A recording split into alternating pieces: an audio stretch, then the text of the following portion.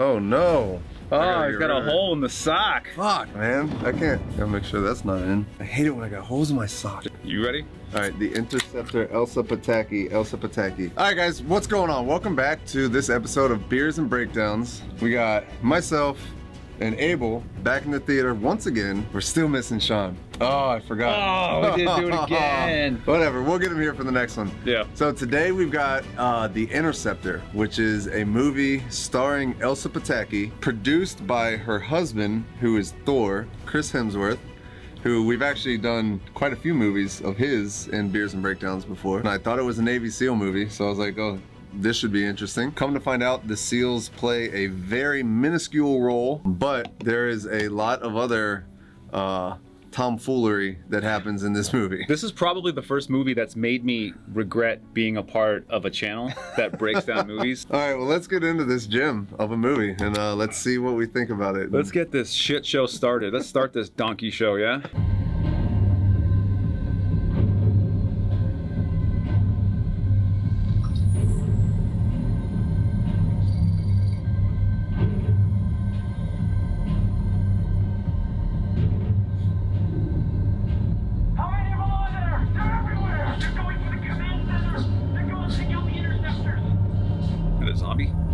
Looks like it.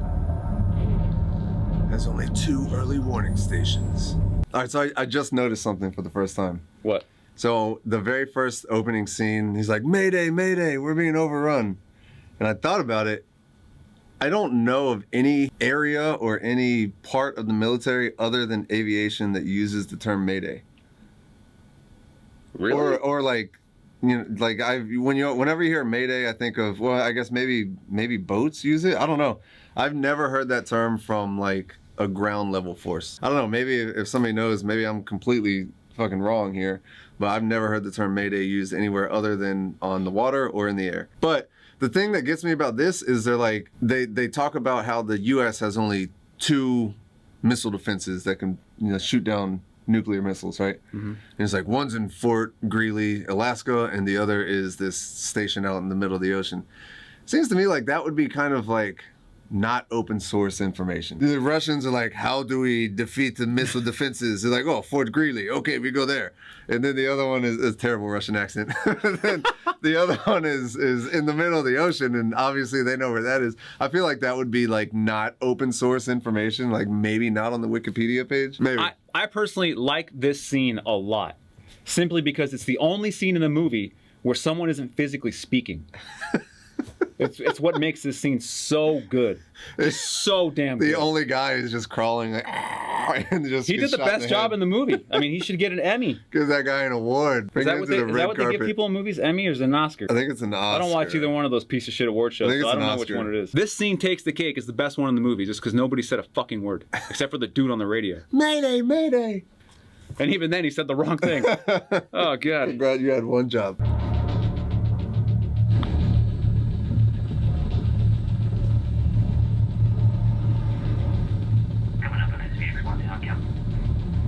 All right, that's it. So on this one, I only thought this was cool because, well, I don't know, cool for me, I guess, whatever, because she's wearing the new Army dress uniform. Mm. So when I was in, what we had was, it's called the ASUs. I don't know what this one's called. It may be called the same thing. But ours, like, you look like an airline pilot. Because you had like the bright blue pants with the yellow cord down the side, and then you had the dark blue jacket and the white shirt. You look like a fucking Delta Airlines pilot. I hated that uniform. Absolutely hated it. You're gonna bring me pretzels? Right, exactly. Or did you like the pretzels or the corn nuts? And then, but for me, it's like as I was getting out, they were transitioning to this one. So this one's cool. I love this one. It's like a throwback to the old brown and pinks, I think they used to call it, like World War II era. Okay. It just looks much cooler. So I thought that was pretty cool. It's one of the few times in this movie that they get a uniform right. So let's just go ahead and get that out of the way. Actually, I can't say that. Because I don't know the regulations. It looks correct to me. But later on in the movie, we're going to see, or not very much later from this, we're going to see some pretty big inaccuracies in the uniform. I'd also like to go on record again saying that this is the second best scene in the movie. Because no one's physically spoken. No one said anything. So you're just ranking them as they go. Oh, this one's just taking the second place award. Well, hey, after this, It's all speaking, so it's going downhill quick. It goes downhill real fucking fast. Chris Hemsworth's gonna be pissed at us when we're done with this.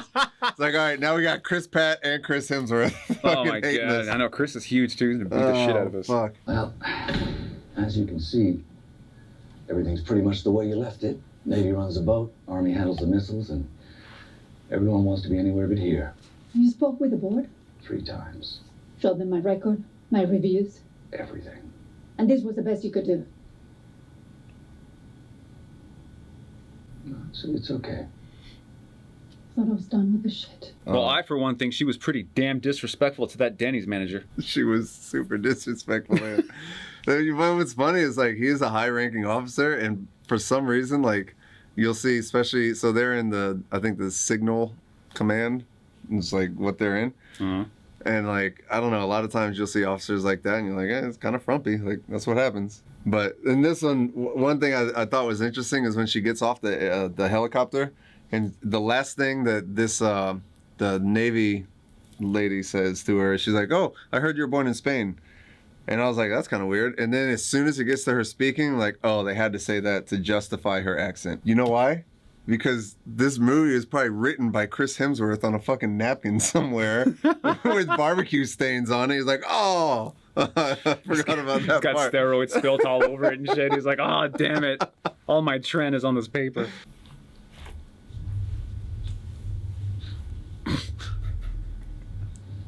I've been practicing against some of the best players in the world with this little green guy.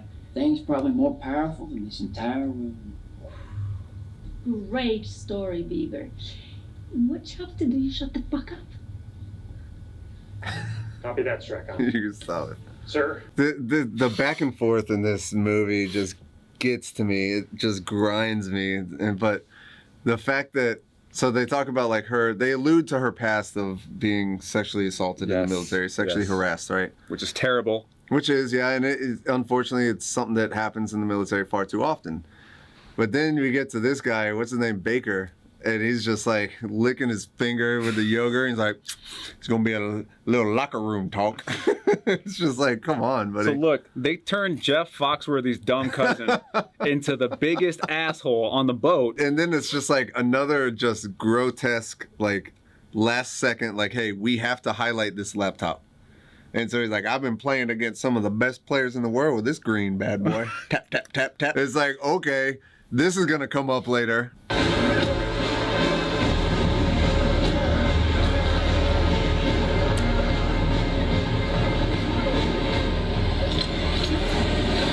Damn!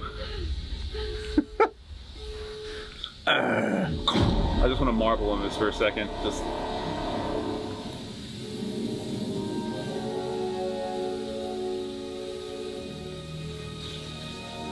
Oh.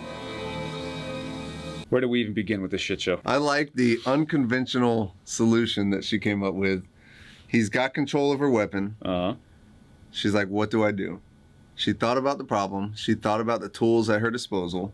You see, she cocked it to the side, disassembled it, and then bam, right in the eye. Right in the eye. Right in the eye. That's not shit that they teach. Like, a good amount of the gun goes into his eye socket. Yes. Well, enough that it went into his eye socket and then pierced into his brain, clearly, and just lights out, just shut him down. Cyclops falls. Yes. Right? Yeah. And then apparently there's sulfuric acid in his backpack or whatever the hell he had, and it starts spilling all over the place. It starts to melt a gun on contact. Yes. Yeah. Yet the acid that got on her shirt still hasn't eaten through the jacket. So I think what you don't understand, Abel, is the military uniforms. Yeah. They are, again, if we hark back to what we spoke about on the Gray Man, right? Correct. And how in the military things are good enough for government work and Sure. sold to the lowest bidder. So these uniforms are not like a nice fabric. These uniforms are scratchy, they're itchy, they're thick. So the fact that it survives sulfuric acid, it's not that much of a stretch to me. And then after it like burns through, she like pulls it off. She's like, and then I think Chris, she was gonna pull the tank top off, and Chris was like, no. He's behind That's the enough. camera. That's He's like, enough. that's enough. Not going so well for you, is it? No plan survives contact with the enemy completely intact. Are we enemies? You sound American. And whether or not you and I are enemies is completely up to you. What's your name? My name is Alexander Kessel. You say that like I should know it. And now that you do, you will never forget it. How about I just call you asshole? Okay, aside from the fact that this guy looks like John Cena before he started doing all the roids. Oh my God, little John Cena. It's painful. It's like this like verbal ping pong match where he's like, my line. It's just like back and forth, and it's just like, come on. And now you're never gonna forget it. Maybe I just called you asshole. 90 minutes? There's no way we can last that long. Not without a fight. What? What? No. I'm not a fighter. I'm a signal specialist. I sit at a desk, Clearly. stare at a screen, and you know what? I like it. You know why? Because nothing ever happens. I mean, I haven't fired a gun since basic. Don't worry. Guys still work the same. Look, you can't count on me. You can't. Bro, our boy is a hot mess. You can't count on me. He's like, I haven't fired a gun since basic. And she's like, well, guns still work the same. SBX-1, this is Captain Collins. General Dyson, where's Colonel Marshall? Everyone quiet. He's dead, sir. Dead. What happened? 6 to 7 terrorists disguised as janitors seized our vessel. They killed Marshall. They claim they have killed the crew, and they tried to take the command center. They're using blow torches to cut through the outer door. Best guess.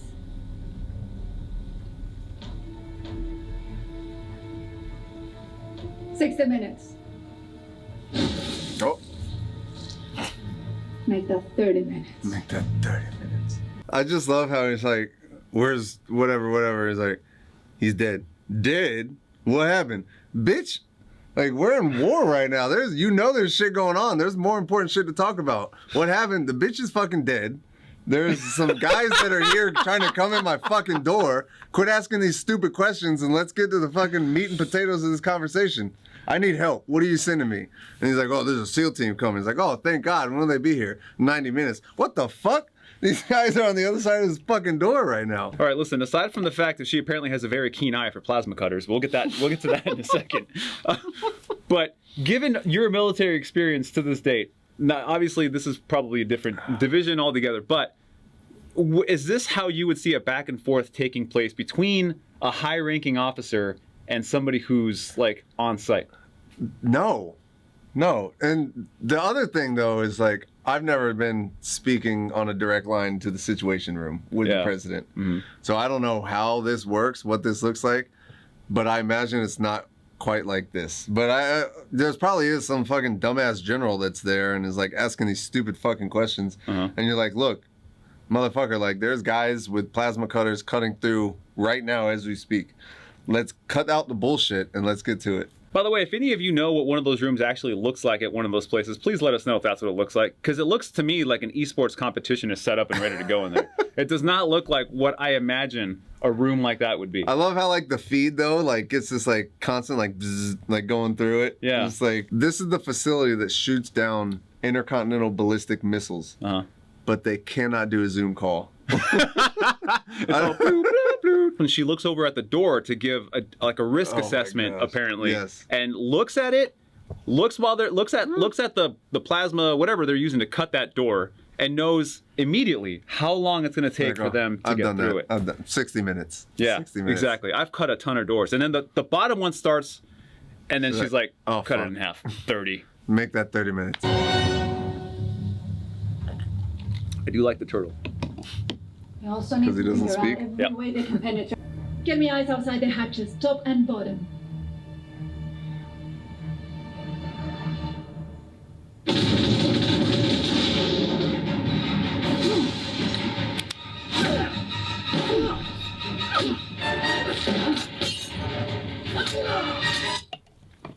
Of course, there's a fucking kung fu karate master that just pops up. A water ninja was dwelling down below. A water ninja, you're right. All right, real quick, before we go any further, have I ever explained to you my theory on ninjas? No. So I do. I have a theory on ninjas, right? The fact that you have a theory at all is hilarious. I think that ninjas exist in a class system, right? Uh-huh. So there's two types of ninjas. You have your day ninjas and you have night ninjas. So in this reality that I've created or I've discovered maybe, I think that when you first start out as a ninja, you're a night ninja. Okay. Right? Because you're operating, at nighttime in the shadows, it's easier to operate. But once you reach a certain level of ninjadom, you're then promoted to day ninja. Because then you can operate, you don't have the cover of darkness. You have to like move in the shadows and like blend in. Okay. So I random tangent, but I think there's 2 different levels of ninjas. And so this guy is clearly a day ninja because he's operating in the daytime. But what's crazy is he blows the hatch and then like he does this like superhuman just like pull up where he like floats up into the room basically. He's like, whoa!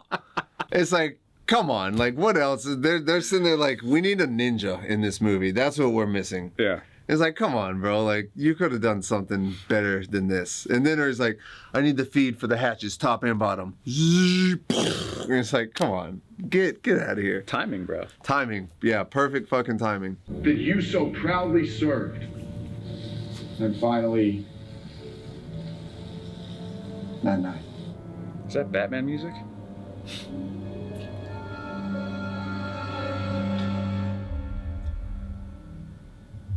Oh.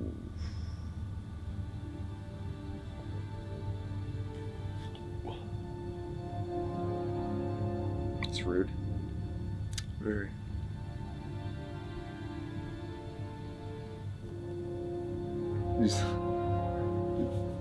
So the part I wanted to talk about is where it said we came on your pillow. We probably can't I'm sorry, discuss that. what? On the wall it says we came on your pillow and we're coming back for you. Oh, hold on. It'll be on the bottom left-hand side once it goes to the bed, right there. We came on your pillow and we're coming back for you. That's just rude. That's disrespectfful. Somebody went full fucking Ray Finkel on this apartment too. Ray Finkel. Laces out, Dan. And it's I don't know. I think they went a little bit overboard. But I don't think that's the part that went overboard. I mean, if anything, I think that's the part they had fun with. Because I don't see how that pertains to any of the rest of it. You know what I mean? I get what they're trying to portray. Right. They're trying to show that she got a lot of backlash for speaking out against the general. Yeah. Which is obviously a terrible thing. Again, right? Not good, not something I want to touch. But this one phrase in itself written on the wall is sort of abstract from the rest of it. It's like, it's a little removed. I want to know which one of the interns did that. Yeah, it was like, exactly. Like, whose idea was it? You know what's funny? That was probably Chris Hemsworth that did that one. Yeah, right probably. They were probably all in that room trying to come up with things that made sense for the scene. And then somebody was like, hey, I know. Got him. Well, I just thought of what I would do if I was in the room. You're like, Chris, you're a sick fuck. Oh man, almost like 90% of this so far is all going to come down to a decision at the end of, like, in the editing room as to what I release and what I don't. Good God, this is just bad. They're in. But we got the SEAL team getting close. They're coming, boys. Look at everybody's posed. I know. Look at her. They're about to drop their fucking EP.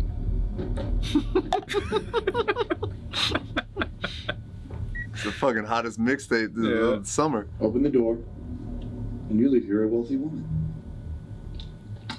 We still have time before you cut through this door. You really don't.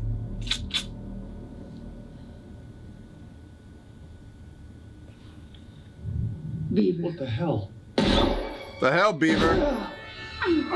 So here we are with Corporal Beaver. I think he's a corporal. Well, actually, first off, one thing we haven't touched on, which I'm sure some people have already noticed, Corporal Shaw has been wearing his rank upside down the entire fucking movie. I didn't realize it till farther in the movie here, but if you go back and watch the beginning before he puts on the body armor. I'll pull it and I'll put it up on the screen so you guys can see it. He's got his fucking rank on upside down. Sorry, and he wears it like that the entire movie. So I don't know if that's bad technical direction or just showing that he's a fucking dumbass. And he's like, oh, you can't count on me. He's like, yeah, because your rank's upside down. Mm-hmm. But then you got Corporal Beaver, or whatever the fuck his name is. Is it Beaver? They call him Beaver. I don't know if that's actually. All right, his well, last you name. got fucking Beaver here, the fucking missing a chromosome or whatever's going on. And then he's like almost point blank range to these people and just shoots them center fucking mass right in the chest. Right. Had the drop on him. They didn't know he was there or didn't know that he was like awake and had a gun. Had the drop on him, but then proceeds to shoot him right in the plates, which are designed to take a shot. Yeah. He could have shot him in the fucking head and ended the movie. At least her, because you know Shaw's not going to be an obstacle. Yeah. At least he could have shot her in the face and ended the movie, but instead he went straight for the plates, which are designed to take a small round, a 9mm round, and then prolong the movie. It just shows, again, he's more of a dumbass. Here's the part that's really stupid, is that they turn around and they're just absolutely flabbergasted and shocked that the Tiger King is somehow a bad guy.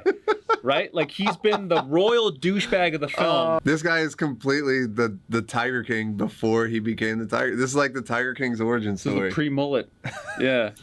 I'll invite you, but there's going to be a lot of locker the room guy talk, sucking Captain. yogurt off of his fingers when he was talking to you is not a good guy. Like, anybody that sucks yogurt off of their own finger is a fucking weirdo. Like, watch out for that person.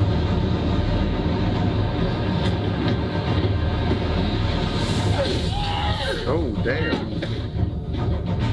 You got her. Oh, not yet. Like she stabbed her in the arm, maybe?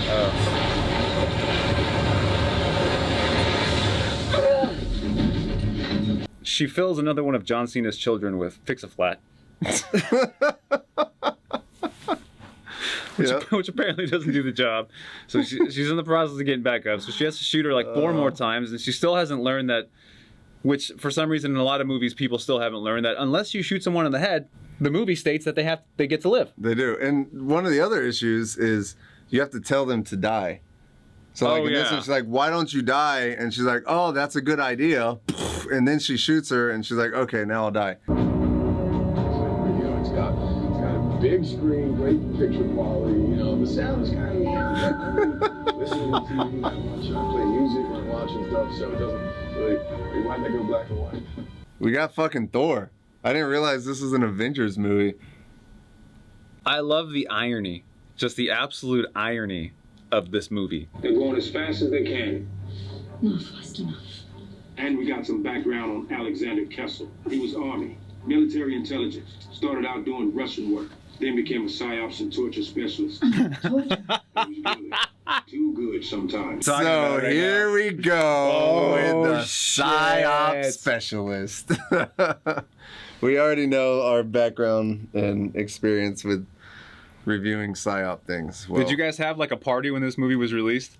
Like, did you guys all get together? like, he's one of us! Like the Super Bowl, and just started fucking shooting out party poppers and covering each other in peanut butter and shit? So just little icing on the cake. Alexander Kessel, or whatever his name is a former PSYOP guy. Former PSYOP guy. That explains why he's so tactically proficient and so good at everything that he does. Yeah. Because he's one of the most highly trained individuals in the U.S. military. Hey, he did take down a door. He took... He kicked that door down. In 60... No, make that 30 minutes. 30 minutes, yeah.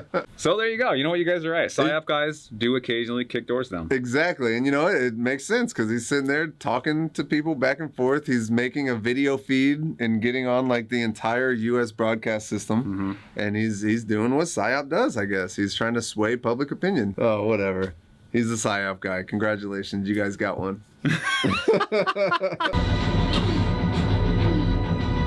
where the thumbnail comes from. Some American Ninja Warrior shit. Right? But wait, there's more.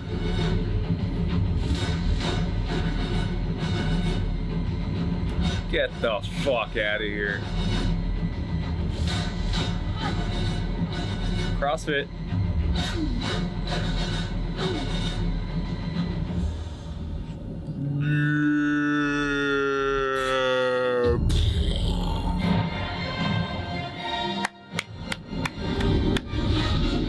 Superhuman feats of strength.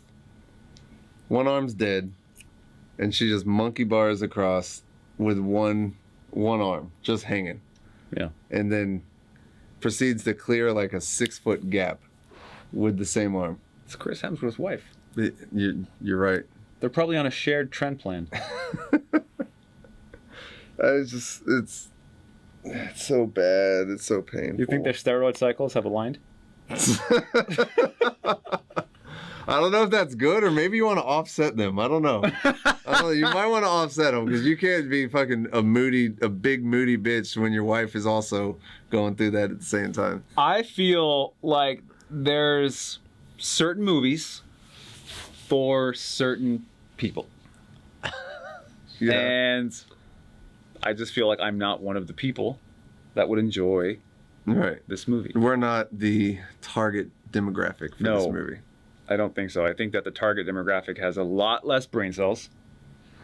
Gets excited about things like exclusively going to Disneyland as an adult.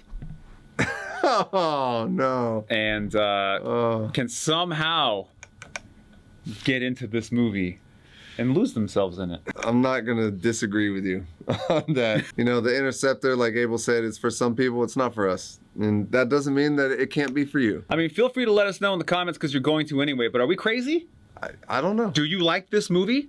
Do you think this movie deserves some awards? I think it's on some top 10 list right now after being released. Is it? I don't know if it's Netflix's own top 10 list, but it's on some top 10 list. It's on Chris Hemsworth's fucking top 10 list. Which is I'm very interested to see the rest of the titles on the list. On this list. We're going to go outside, and I'm going to force Kurt to hang off various different bars to try to replicate the thumbnail for this movie. And see if we can pull that off. So I guess we'll catch you guys on the next one. All right. See you around.